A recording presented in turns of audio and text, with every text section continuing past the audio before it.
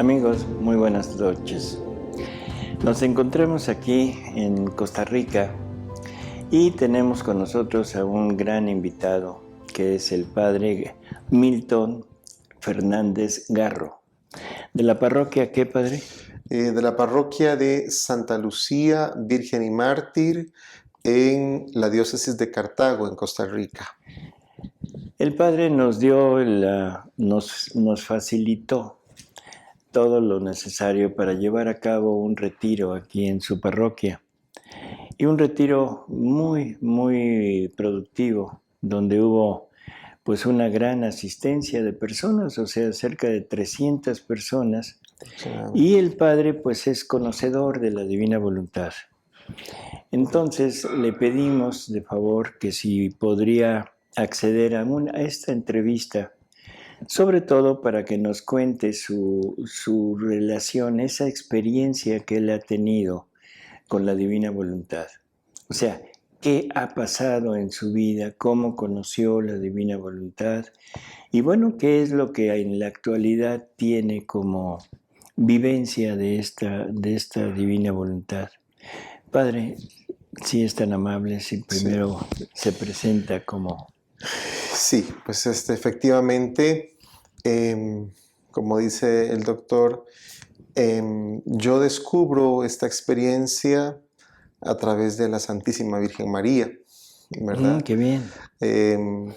Soy amante de la Santísima Virgen María, nuestra Madre y Reina, y siempre desde muy chico y ahora ya de grande, me preguntaba cómo una mujer como ella, ¿verdad?, pudo morir siempre a su querer para hacer en su vida el querer de Dios, ¿verdad? Entonces empecé a inquietarme y de unos 2 años para acá pues he venido leyendo bibliografías, alguna cosita, escuchando algún programa en las redes sociales, pues como para enterarme un poco. Finalmente, el año pasado tuve contacto con la coordinadora general aquí en Costa Rica de la Divina Voluntad, señora Milagro, se me olvida el apellido. Ay, ahora sí me la puso. Sí, ahora sí estamos, bueno, Milagro. Y ella me facilitó algunos materiales, algunos libros, el libro de la Reina del Cielo en la Divina Voluntad, Las Horas de la Pasión, y siempre me ha llamado la atención desde que estaba en el seminario de cómo reparar los corazones sagrados de Jesús y de María, ¿verdad? Ya en el seminario se nos había introducido en una práctica con el rector de aquel momento, el padre Javier Muñoz Quesada, de hacer una hora de reparación cada jueves de 11 a 12 de la noche. ¡Qué bien! En el seminario iba quien quería ir. No era una cuestión obligatoria, era una cuestión optativa, voluntaria, y a mí pues me llamó poderosamente la atención. El padre pues presidía, exponía el Santísimo Sacramento, luego se iba a la sacristía, ya después regresaba, se volvía a revestir y daba la bendición al final, pero era una hora en silencio completamente, ¿verdad? Y usted meditaba, ofrecía un Via Crucis, ofrecía el rosario, qué sé yo, pequeños actos de amor a Jesús para reparar su corazón, su sagrado corazón, y reparar el Inmaculado Corazón de María también por tantas ofensas cometidas. Y la Divina Voluntad pues tiene esa línea, ¿no?, de la reparación a los sagrados corazones de Jesús y de María. Entonces empecé allí, siempre como párroco, he hecho los primeros viernes de mes la reparación al Sagrado Corazón de Jesús, la Eucaristía el primer viernes, luego una hora de reparación, no una hora santa, sino una hora de reparación, donde yo tenía algún material de las Hermanas de la Cruz, ¿verdad? De Conchita Cabrera de Armida, que tiene un libro muy bueno que se llama A mis sacerdotes. Es un libro muy bueno donde habla, ¿verdad?, y donde da ideas y oraciones para reparar los sagrados corazones de Jesús y de María. Entonces por ahí ya yo había empezado a inquietarme, ¿verdad? Y llega a mis manos el libro de las Horas de la Pasión de Luisa Picarreta y la Reina del Cielo en la Divina Voluntad de también Luisa Picarreta. Entonces, bueno, fue para mí pues en cierta forma una respuesta del cielo, A toda porque esa a toda esa necesidad, necesidad de reparar primero personalmente los Sagrados Corazones de Jesús y de María por mis pecados que son tantísimos, por mis faltas de amor a Jesús, por mi historia en el pasado, en el presente y en el futuro, que el futuro, como dice San Pío de Pietrelcina, dice, mi pasado a tu misericordia, mi presente a tu bondad de amor, mi futuro a tu providencia, ¿verdad? Pero el hecho de ser humanos no quiere decir que no estemos exentos de pecar en el claro, futuro, de ofender al Señor. Bueno, en fin, entonces cambié la modalidad de los primeros viernes de mes, siempre la Eucaristía de reparación, la comunión reparadora de los primeros viernes de mes y también descubriendo las horas de la pasión de Luisa Picarreta, pues medito una hora determinada. Ya vamos por la hora 12. O sea, mm, tenemos 12 meses de estar estar cada primer viernes de mes, de estar con una hora de las horas de la pasión. La gente fascinada, pudimos conseguir los libros gracias a la coordinadora del país, ¿verdad? De las horas de la pasión y de la Virgen María en el reino de la Divina Voluntad. Y la gente los adquiere, los trae a la hora de reparación. Es algo extraordinario, es algo bellísimo y que conmueve el alma, qué ¿verdad? bueno. Conmueve muchísimo. Y de veras siento que de una u otra forma, pues el Señor acepta ese pequeño sacrificio de mí y de la comunidad que me rodea, que apaciento en nombre del Señor. Y los primeros sábados también de mes hacemos el sábado, los primeros sábados de mes en reparación al Inmaculado Corazón de María con la Eucaristía. Y siempre algo muy importante ha sido con la advocación de Fátima, Mm, ¿verdad? Tanto que pues es precisamente la Virgen de Fátima que comunica a Sor Lucía la devoción de los primeros viernes. Perdón, de los primeros sábados, quise decir, de los primeros sábados de mes. Los primeros viernes ya desde Santa Margarita María Alacoque, ¿verdad? ujú. Y los primeros sábados de mes, María le dice a Sor Lucía, por favor, necesito que instaure la devoción a mi Inmaculado Corazón y la reparación a mi Inmaculado Corazón, ¿verdad? Entonces Fátima ha sido como clave. Primero es el mes, el 13 de mayo, yo nací un 4 de mayo, me bautizaron un 23 de mayo, me ordené un 19 de mayo. O sea que mayo es un mes Mayo muy es un especial. mes muy especial y pues siempre he sentido desde muy pequeño pues esa compañía de María, de ahí la inquietud, ¿verdad? Así como Ujú, madre, el fiat de María, ¿verdad? El hágase en mí, renunciar a mí mismo para hacer en mi vida la voluntad de Dios. perfecto. Entonces allí, por ahí va un poco, doctor, perdona que me alargue, ¿verdad? Pero creo que es importante ese antecedente para poder entender. Claro. Ahora, la otra, ¿qué es la divina voluntad? Padre, perdón Sí, que lo interrumpa. O sea, la reparación, esto ha estado en usted prácticamente desde el seminario. O sea, según desde el lo que usted seminario, nos sí. dice, ese interés por la Ujú. reparación. Ahora, me interesaría mucho conocer qué cambios ha notado usted en esa reparación, de la reparación anterior a la reparación ahora con las horas de la pasión. ¿Hay alguna diferencia que usted haya notado o no? Yo creo que sí, más conciencia. He Ujú, adquirido más conciencia. He adquirido más conciencia, revisar un poco más mis actos, mis formas de pensar, de actuar, de proceder, mis pensamientos, mis palabras, mis obras, ¿no? Como que me ha dado esa arma como para detectar un poco más en qué ofendo al Señor así y es. cómo debo reparar esa ofensa al Señor. Por supuesto, la confesión, desde luego, ¿verdad? La confesión, procuro confesarme cada 15 cada 22. En algún momento me confesaba todas las semanas. Todas las semanas me confesaba. Ahora pues lo difícil, puedo seguirlo haciendo, pero es difícil conseguir un cura todas las semanas para confesarse. Efectivamente, después de descubrir este tesoro, porque es un tesoro, este libro de las Horas de la Pasión es un tesoro, donde Jesús nos explica, ¿verdad?, cada uno de sus dolores, de su pasión, de la pasión que Él vive y por qué repara. Así es. Entonces yo me pongo a pensar, mira, por los malos pensamientos, recuerdo la hora 11 o 10 me parece, perdone si me falla la memoria, donde hay un momento en que se contempla la coronación de espinas.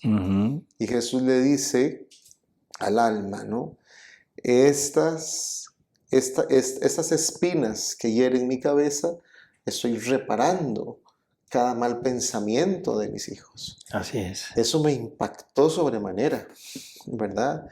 En la hora 11, la negación de Pedro, ¿verdad?, impacta completamente, y de qué forma Él repara eso, ¿verdad? En la hora 12, que fue la última que medité, el juicio de Jesús en el Sanedrín, ¿verdad? Cómo Él repara con el silencio, soportando todas esas cosas, repara precisamente las calumnias, las faltas de amor, las faltas de fe, las veces en que hemos puesto a Jesús en un momento de duda, ¿verdad? Los ateos, los que no creen en Cristo. Y yo pensaba, ¿verdad?, en tantas personas, el pueblo judío, el pueblo musulmán, las sectas, ¿verdad?, que suplantan a Jesús por cualquier otro personaje que no es Dios, ¿verdad? En ese sentido.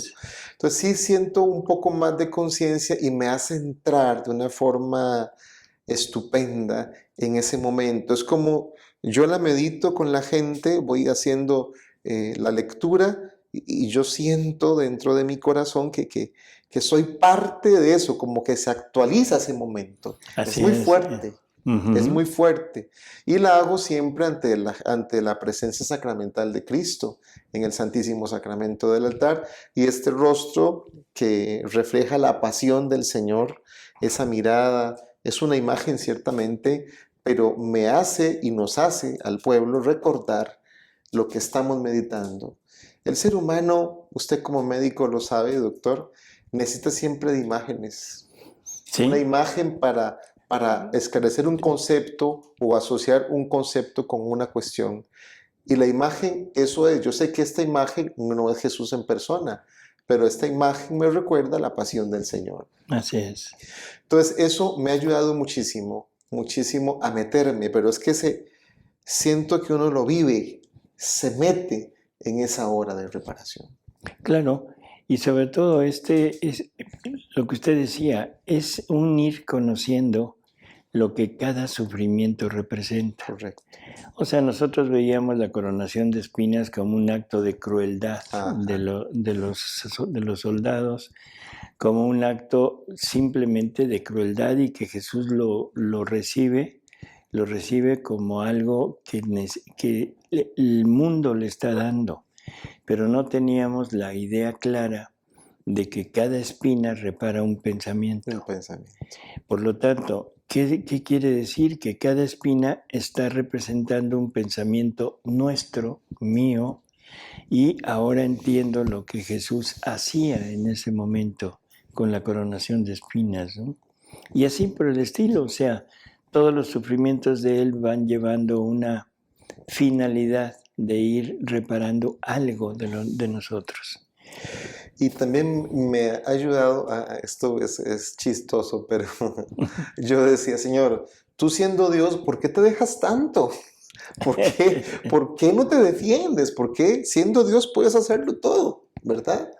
Y cuando te encuentras con este escrito, entonces hay una justificación que dice, ya ahora sé por qué se dejó.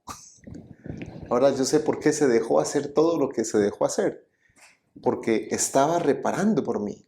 Así es. Estaba reparando por mí.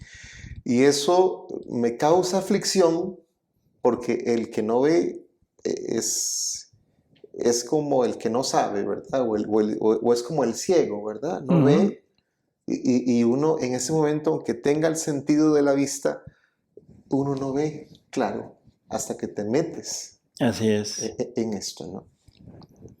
Sí, Exactamente así es.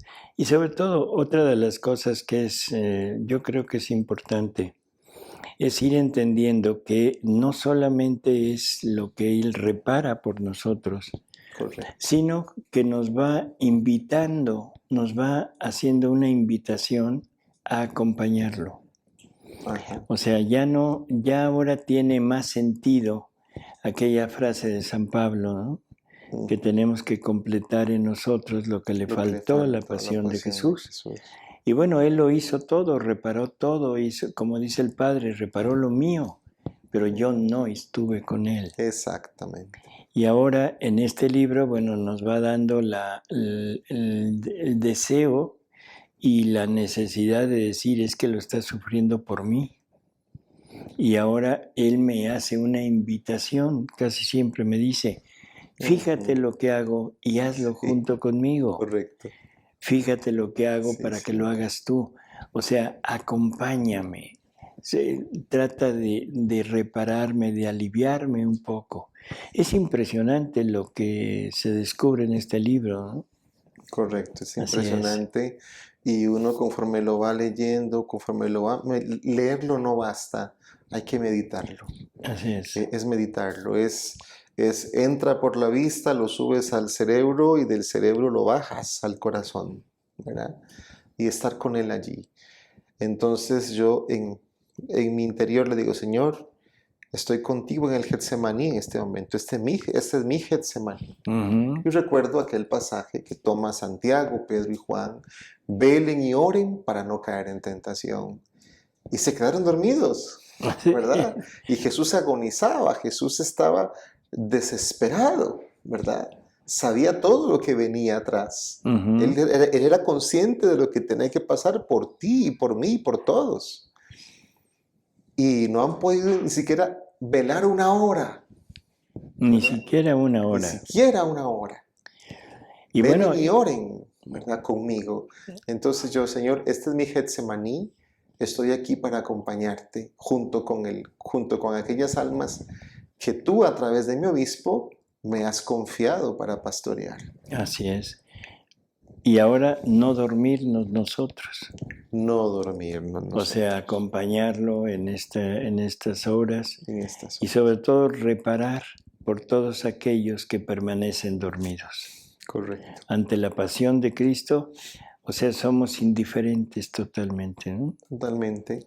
Mucha gente hace conciencia un poquito cada Viernes Santo, pero es una vez al año y el resto del año se les olvida. Y la Sí, pasión de Jesús es constante, así es. constante, porque esa pasión se reproduce en cada uno de nosotros. Ujú. Y todo aquello que hagamos que no le agrada a Dios, porque no está dentro de lo que el Señor quiere para nosotros, es la pasión de Jesús. Así es. Es la pasión de Jesús. Así es. Bueno, esta es las horas de la pasión, ¿no? Ahora, ¿qué más hubo? ¿Qué más ha habido de descubrimiento? ¿Qué más ha tenido acceso a los escritos de la Divina Voluntad? Sí, he tenido acceso al libro del cielo, Ah, qué bien. extraordinario. No lo he terminado porque voy despacio, pero trato de meditarlo. He tenido acceso al compendio también de las horas de la pasión, ¿verdad? El librito donde Jesús habla y repara por cada cosa, ¿no? El librito sí es el compendio, ¿no? ¿Se llama así? Hay Sí. uno.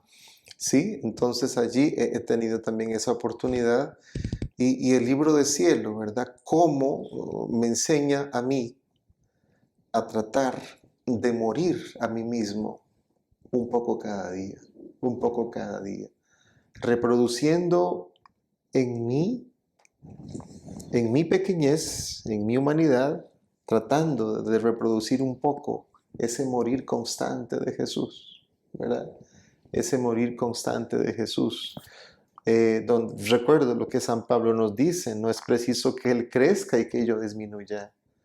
Me ha enseñado a ser más humilde, me ha enseñado a a dominarme un poco más en mi forma de actuar, de proceder. Tal vez uno a veces se caldea, aquí en Costa Rica se pone uno medio bravillo, ¿verdad? Y por cosas que no merecen la pena. Hay cosas más importantes, pero cuando uno está en esos estados, pues ve nada más el punto negro en la sábana blanca, ¿verdad? Entonces me ha ayudado a dominarme un poco, no un Bueno, montón, entonces, pero bueno, vamos poco poco a a poco. poco. Y es un aprender, es un rehacerse todos los días, Exacto. ¿verdad? Porque uno se conoce muy bien, conoce su historia personal, su historia presente, lo que piensa, lo que siente, y esto a veces un pensamiento o algo que uno sienta, dice, a ver, Señor, a ver, ayúdame con esto, ¿verdad? Y es darle vuelta a eso que siento. Entonces, bueno, desde mis palabras y desde mi poco conocimiento, ¿verdad? Pero el Señor ahí ha ido haciendo su obra. Para mí, la divina voluntad, que es Jesús, ¿verdad? Que actúa en nuestra vida, no es un grupo más de la iglesia, no es algo mágico, no, eso no es. Para mí es precisamente un estilo de vida, un estilo de vida, que se construye cada día, que se construye cada día como quien va haciendo un edificio, ¿no? Un día pones una piedra, otro día pones una arena, otro día pones una varilla, y ahí vas armando el edificio. armando, pero en una base sólida, no en una base sobre arena, movediza, Sino sino pues sobre base. tratar. Y eso cuesta, doctor. Cuesta mucho morir a uno mismo cada día. Cuesta muchísimo morir a tus formas de pensar, de actuar, obedecer, la obediencia, ¿cómo cuesta? Porque es muy bonito hablar de divina voluntad, pero una cosa es hablarla y otra cosa es vivirla. Así es. Sí. Son cosas totalmente distintas, son cosas diferentes, ¿verdad? Una cosa es verla venir, otra cosa es bailar con ella, ¿verdad? Es diferente, es diferente. Entonces eso el Señor me lo ha permitido y yo creo que también la Santísima Virgen María ha intercedido por eso ante el Señor. Yo la amo profundamente y veo en ella precisamente el camino más fácil para llegar a Cristo. Y tener el libro de la Santísima Virgen María en la Divina Voluntad, el libro bueno, no es exactamente el nombre, Es la la reina del Reina del Cielo cielo. en la Divina Voluntad, cómo ella le expresa a Luisa. Son 31 meditaciones.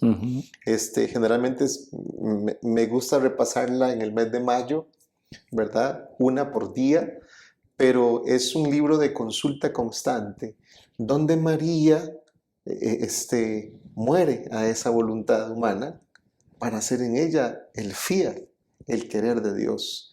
Y cómo ella le va contando, ¿verdad? Y lo extraordinario de escuchar el relato de María, cómo el Señor la elige, cómo el Señor la llama, la elige, la consagra, la prepara, ¿verdad? Para engendrar en ella, insertar en ella el germen de la divina voluntad. De la divina voluntad. La divina voluntad. Bueno, a mí me parece en realidad maravilloso porque tiene muy poco tiempo de conocer. Sí. Y sin embargo, el concepto de la globalidad de lo que es la vida en la divina voluntad ya lo tiene. O sea, no es un movimiento, no es un grupo, no es una espiritualidad, sino es toda una experiencia de vida. O sea, algo que se debe vivir continuamente. Y dijo algo también muy importante que a veces no alcanzamos a entender. Qué difícil es morir a nosotros mismos. O sea, quiere decir que ya tiene en ese concepto, ya tiene claro que hay que morir para vivir la divina voluntad. Correcto. Entonces, esto a mí en lo personal, se lo digo así abiertamente, me parece maravilloso, Porque hay personas que no con 2 años, sino con 5, con 10 años y no han llegado a este punto, ¿no? Entonces, creo que su experiencia con lo poco, mucho que haya tenido de conocimiento, lo ha ido llevando a entender, a asimilar como el fondo, el espíritu realmente de lo que esto significa, ¿no? Bueno, eso es en cuanto a esto. Ahora, yo le preguntaría, padre, o sea, cuando se le presenta esta persona, Milagro, Ajá. ¿sí? Y le pide que si puede hacer un retiro aquí de la Divina Voluntad, ¿cuál es su reacción? Mi reacción de inmediato fue, qué bueno, qué alegría Ah, poder conocer más de esto y al mismo tiempo no le di una respuesta inmediata porque dependo de un obispo, ujú. ¿verdad? Entonces lo primero que hice fue ir corriendo al obispo, ¿verdad? Y le pregunté al obispo, padre, tal y tal cosa, esto y lo otro, hágalo tranquilo, ¿verdad? No, no hubo ninguna No hubo no, oposición. ninguna objeción en absoluto. Qué En bueno. absoluto. Él, como cabeza de la diócesis y cercano, muy cercano, fue mi director espiritual en el seminario Mm, durante varios años. Fue mi formador también en el seminario, Monseñor Mario. Y él, pues, me conoce como la palma de su mano, porque desde que yo estaba en el propedéutico, en el introductorio, ya nos conocíamos desde antes porque él estaba en lo que es hoy la catedral y yo trabajaba antes en un supermercado los fines de semana para costarme mis estudios y el padre iba a comprar siempre al supermercado donde yo trabajaba. Ya no existe el supermercado pero ahí empezamos a tratar y ya cuando me veo en el seminario, muchacho, ¿verdad? ¿Qué haces ¿Qué aquí? haces aquí? Y bueno, hoy, después de hace 5 años que es nuestro obispo diocesano, entonces él me dice, no, no, tranquilo, facilite lo que tenga que facilitar y adelante, Qué adelante. bueno. Bueno, y ahora que este retiro ya ha terminado, Ujú. ¿qué impresión le dejó? O sea, la cantidad de personas, o sea, el contenido. ¿Qué experiencia o qué podría usted decirnos de este retiro, de lo que le dejó la presencia de las personas, esa constancia, todo esto? ¿Qué significa para usted? Bueno, para mí significa que hay una gran necesidad de Dios primero. Ujú, Este, bueno, no, tenía también las ocupaciones de este fin de semana, las Eucaristías, las filiales, etcétera. Mis quehaceres como sacerdote, desde luego, lo que en las veces que tuve el- la oportunidad de participar de las charlas, de ver la gente, de palpar la necesidad y la sed de la gente, ¿verdad? De poder palpar esa necesidad y esa también necesidad de reiterar si voy bien en esto, si no voy bien en esto, qué me falta, en qué estoy, porque es que no es un grupo, no es un movimiento, no es una espiritualidad, es un estilo de vida. Necesita una supervisión, ¿verdad? ujú, En ese sentido, o de alguien que te diga, no, mire, esto no es así como usted lo entiende, es de esta otra forma. Yo creo que en estos 3 días de gracia, porque en realidad es una gracia, ¿verdad? Es una gracia que el Señor ha dado a Cartago y al país entero, y porque vino gente de todo el país, gente de extranjera también, ujú. ¿verdad? Entonces, ¿cómo a la gente le mueve esto de querer encarnar en su vida a Jesús? De dejar a Dios ser Dios en su vida a través de este instrumento y de poder perfectamente, y lo digo abiertamente, ¿verdad? De poder empaparse más de esto que se llama hacer lo que dice María, ¿no? En las bodas de Caná, hagan lo que Él Lo les que dice, les dice. ¿verdad? Cómo hacer lo que el Señor quiere y no lo que yo quiera. Cómo, por qué darme esa oportunidad de poder saber o discernir, porque también hay discernimiento, desde luego, que mi querer humano, frágil, débil y limitado, no siempre es el querer de Dios. Así es. Que en mi vida, para llegar a triunfar en cualquier medio, en cualquier situación, no con pompas y esas cosas no, sino espiritualmente es hacer el querer de Dios en mi vida. Tuve el chance de hablar con algunos vivientes del retiro, participantes del retiro, y muy llenos, muy satisfechos.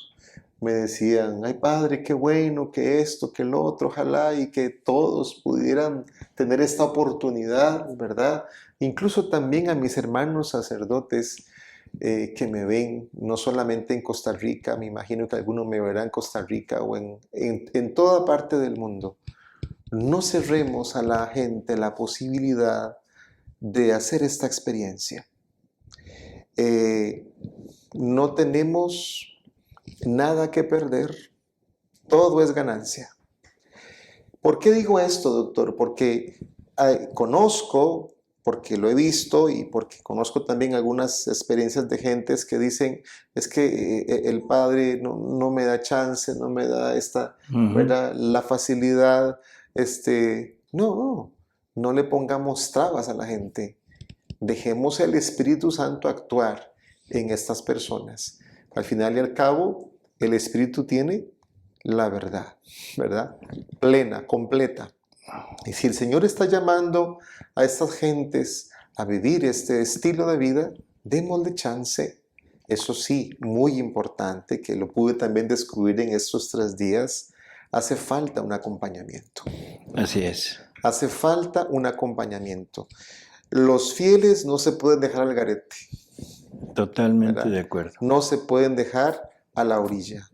Tenemos que acompañarlos. ¿Por qué? Porque hoy por hoy en el mundo la gente se escuchan tantas voces,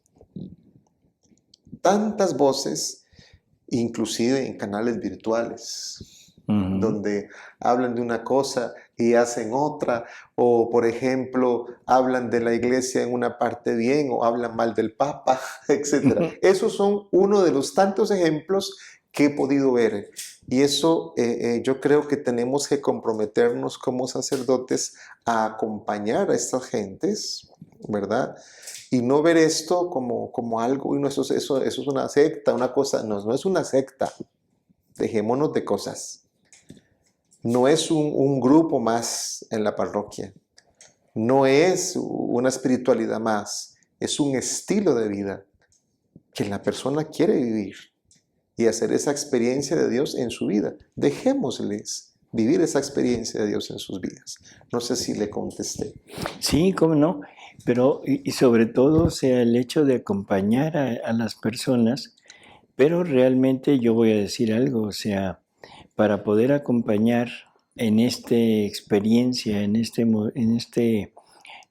no sé cómo decir, no es movimiento, sino este estilo de vida. O sea, el sacerdote, o sea, ustedes Tiene que necesitan involucrarse en Correcto. lo mismo. Porque si no, serían guías, pero guías ciegos. Exacto. O sea, un guía que no conoce el camino que las personas quieren seguir, que no conocen lo que Jesús nos quiere dar, lo que Jesús nos quiere compartir, que es su misma vida. Y si el pastor, si el sacerdote no está empapado en esto, definitivamente va a ser quizá hasta un estorbo, un obstáculo para que las personas puedan progresar, ¿no? Correcto. Entonces, tiene usted toda la razón. Yo diría, en ese caso, que es una realidad que estamos viviendo y que se ve, ¿no? En estos días hemos visto de toda parte y lugar, ¿verdad? Que los que han asistido, pues manifiestan esto, ¿no? Así como vemos el chat del WhatsApp, o nos vamos al Facebook, al Messenger, y vemos tantos mensajes y contestamos y perdemos tanto tiempo en esas tonteras, ¿verdad? Pues invirtamos ese tiempo en esa formación permanente que cuando estábamos en el seminario se nos insiste tanto y que los obispos en todo el mundo insisten, una formación permanente. Bueno, busquemos esta fuente, empapémonos de esto que se llama divina voluntad para poder tener armas y poder guiar a la gente por donde la gente tiene que ir. Y así evitar malos entendidos, así evitar concepciones erróneas, ¿verdad? Y así evitar un sinnúmero de cosas, hermanos, de verdad que sí. Con todo el cariño del mundo, con todo el respeto, no hago un juicio a priori, ni mucho menos. Ustedes saben a qué me refiero, hermano sacerdote, ¿verdad? Pero es necesario. Y nosotros como pastores de la iglesia tenemos que guiar a las ovejas, no hacia nosotros, sino a Cristo. Tenemos que guiarlos al Señor. Yo creo que es de vital importancia. Si en tu comunidad hay gente que practica o quiere practicar la divina voluntad, ese estilo de vida que hemos llamado así tan bonito, ¿verdad? Tan libre, entonces acompañémoslos, atendamos sus inquietudes, no los desmotivemos, motivémoslos a seguir adelante. Exactamente. Un pastor a imagen y semejanza del pastor, que es Jesús, ¿no? Exactamente. Padre, pues en realidad me es muy grato el oír todo esto. Y vuelvo a repetir, o sea, tiene poco tiempo de conocer y sin embargo ya está totalmente enfocado en esto. Una pregunta, quizás la última, Padre. En el retiro se oyeron verdades que no son muy frecuentes dentro de la catequesis, dentro de la enseñanza. Sin embargo, no es que estén fuera de la doctrina, No. que aunque están dentro de la doctrina, o sea, y se muestra con el catecismo, con todo lo que nosotros tenemos como base, sin embargo, son cosas que no son tan conocidas, ¿no? ¿Qué le parece ese nuevo enfoque, esa nueva realidad que se está mostrando, que a simple vista parecería como extraña o como algo quizá contrario a lo que conocemos, pero que analizando la luz de la doctrina, del catecismo, del evangelio, vemos que está dentro de lo mismo. Sin embargo, el primer shock, el primer choque con esto, ¿qué le deja? ¿Qué le motiva? ¿Qué le mueve dentro de usted? Precisamente como usted acaba de decir, doctor, no es algo nuevo. No es algo nuevo. Es algo que se contiene en el magisterio de la iglesia, en el catecismo de la iglesia, en la Sagrada Escritura, ¿verdad? Eso me llamó la atención y me hace sentir más tranquilo, más en casa, porque ni una cosa se contrapone con la otra. El enfoque que usted dice es lo que cambia, ¿verdad?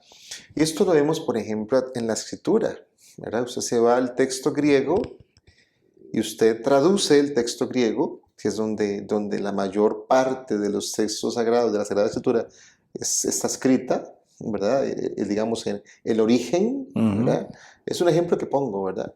Y obviamente al traducir del griego a los diferentes idiomas, a las diferentes lenguas, pues se pierde el significado de la fuente, porque tal vez en español no existe una palabra que traduzca exactamente del griego tal cosa, ¿verdad? Entonces es un poco la interpretación lo que hay que cambiar. En cuanto al enfoque, yo creo que tenemos que, como dijo San Juan 23 en 1961, cuando abrió el Concilio Vaticano II, si no me creo que fue en el 61, ya me hice bolas en el 61, sí. cuando él dijo, cuando convoca el Concilio Vaticano II, abramos las ventanas de la Iglesia al Espíritu, ¿verdad? Démosle libertad al Espíritu. San Juan 23 lo dijo, ¿no? Cuando abrió el Concilio Vaticano II. Y cuando hay nuevos enfoques en la Iglesia, lejos de causar confusión, porque si hay confusión hay problemas, ¿verdad? Pero el enfoque creo que lo que hace es abrirnos más la mente, ¿no? A vivir una experiencia nueva, sin miedo, pero que también nos obliga a ir un poco más a la fuente, ¿verdad? Ir a la fuente para poder dar este enfoque. No puedo dar un enfoque donde yo no haya investigado antes o pueda uno, ¿verdad?, decir es esto y en el fondo no lo es, ¿verdad?, en ese sentido. Entonces, este enfoque y estas cosas nuevas que se dijeron en el retiro tienen que ponernos a nosotros las barbas en remojo, ¿verdad? Muy buena frase. Para poder acertar en el momento que viene una consulta, qué sé yo, esto, lo otro, tenemos que estar empapados, formados. No sé si contesté. Sí, cómo no. Pues padre, bueno, la última de la última. La última de la última. En caso de que se le presentara la posibilidad de facilitar otra vez aquí el lugar, las instalaciones, la iglesia, para otro retiro, ¿aceptaría hacerlo? Encantado. Ah, Sí. ya lo estamos comprometiendo. Sí, no, efectivamente yo les abriría, esta es la casa de todos, es la casa de ustedes, es la casa de aquellos que quieran venir a visitar. No es mío, esto es un patrimonio de la iglesia a nivel físico, pero también no negaría la posibilidad a otra segunda experiencia de retiro. Qué bueno. Que sería muy importante y un espacio para crecer todos. Y me atrevo a decirlo, desde el Papa hasta el más sencillo de los siervos del Señor. Perfecto. Padre, pues muchísimas gracias por haber aceptado esta pequeña entrevista y sobre todo creo que será de utilidad para todos aquellos que nos escuchan, que tengan la visión del pastor, no la visión del laico, Correcto. sino la visión del pastor que nos abre la puerta y que dice, no hay problema, está bien. O sea, y le reconozco su humildad en el decir, no conozco suficiente, estoy empezando. Sin embargo, bueno, esa intuición que tiene ya de lo que es la divina voluntad coincide perfecto con a lo que Jesús nos está invitando, ¿no? No cabe duda que el Espíritu Santo actúa sobre ustedes. A ver si algún día nos prestan un poquito de Espíritu Santo para que nosotros podamos también tener esa asistencia, ¿no? Padre Milton, muchísimas gracias, de veras. Mucho gusto. Esperemos que pronto volvamos a tener el gusto de estar con usted. Claro que sí, muchísimas gracias a ustedes, de verdad, a usted, doctor, por este momento, por toda su experiencia, su enseñanza, 38 años, ¿verdad?, de conocer la divina voluntad, toda la vida, prácticamente. Sí, prácticamente. Los enfoques, los conversatorios, las ponencias, exquisito, de verdad que sí. De veras que también ese mismo espíritu del que usted menciona está en todos los bautizados, ¿verdad? Así es. Y que es el Espíritu quien habla a través de todos los bautizados, del sacerdote, del obispo, del diácono, del papa, de los cardenales, de todo el mundo, ¿verdad? De todos los obispos del mundo. Los obispos son cardenales, ¿verdad? Los cardenales son obispos, ¿verdad? No es un grado más, es un título. Pero bueno, eso es un comentario. Es un trabajo. Ajá, exactamente, un trabajo. Es un comentario entre paréntesis, ¿verdad? Y como anexo a lo que estamos hablando. Gracias de verdad. Dios le bendiga y que el Señor le siga iluminando para Gracias, poder Padre. seguir y le dé muchos años más de vida, bastantes, para poder seguir adelante. Unos 40, 50 más, nada Sí, más, sí, Padre. sí, unos 78 más. Muchas gracias. ¿Nos quiere dar la bendición, Padre, por Sí, claro favor? que sí. El Señor esté con ustedes y con tu espíritu. Que el Señor les bendiga y les guarde. Amén. Que el Señor muestre su rostro sobre ustedes. Amén. Que el Señor les conceda su paz y su favor. Amén. Amén. Y la bendición de Dios Todopoderoso, Padre, Hijo y Espíritu Santo, descienda sobre ustedes y les acompañe ahora y siempre. Dios me los bendiga y la Virgen los cuide. Pues amigos, muchísimas gracias por estar con nosotros y hasta el próximo programa. Hasta luego.